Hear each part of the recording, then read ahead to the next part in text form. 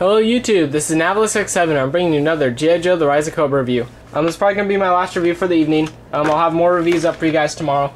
Tomorrow I plan to have the Elite Viper and Agent Helix.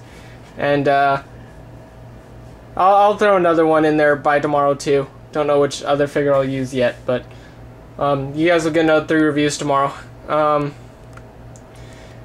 Let me start off by saying that I do like this figure, and the reason why it kind of surprised me is I generally don't like Destro. He's just never been a character I've really grown into. But I did kind of ended up liking this mold a lot.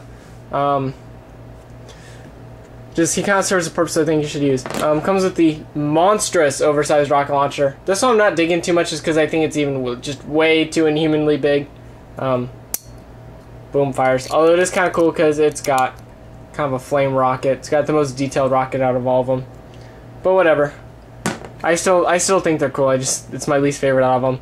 It comes with this kind of funky pulse blaster with the stock, so I think it's supposed to be like a rapid fire pulse blaster. Little pulse pistol, it goes in a holster. And he's got these 2 segments. They start like this, they combine. Boom, clicks in, and you've got the regular pulse pistol, or pulse rifle. He does have these little pegs inside that the little pegs on the gun do plug into. They look kind of funky, but still does count storage space. That's something. You can attach this one. Doesn't look very good.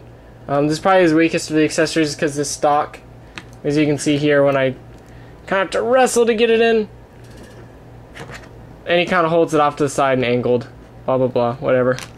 You can hold this, but it's the same as the version that comes with the Neo Viper and version comes with the Viper Commando. It's too big to hold two-handed. You can hold it one-handed, although he can hold it under like this and kind of fire Rambo style, just bam, bam, bam, bam, which is kind of cool. But I usually don't have him firing stuff because he's Destro. He's a coward. He sits behind everything and just watches. Does have the pulse pistol, comes out. He can hold it in either hand. He actually can hold it a lot better than the Neo Viper Commando, and he can actually, it actually fits pretty easily. You don't have to struggle a whole lot to get this thing. Here he is. He doesn't wear this particular costume in the movie. It does show up. He does have this funky eye thing. They're trying to dot the eyes, and now he ends up looking like he's looking like this, like But I think he looks cool, especially if you put his arms back like this, like he's watching something. You know, arms are unhindered, nothing gets in the way, the holster does not get in the way unless you move it under like that. But I like to have it right there. The skirt doesn't really get in the way either. The skirt really kind of works with him, which is kind of a cool thing. You know, standard bend. Does have separate hands. Head turns. So, I'm only gonna give him a 7.5 out of 10, because he really can't use any of the accessories, but he looks cool. I mean, just to really kind of emphasize my point, you know, he really looks good when you have him standing in the background. You know, like maybe something like, if you have him standing, you know, like this behind his troops. And he does look really cool.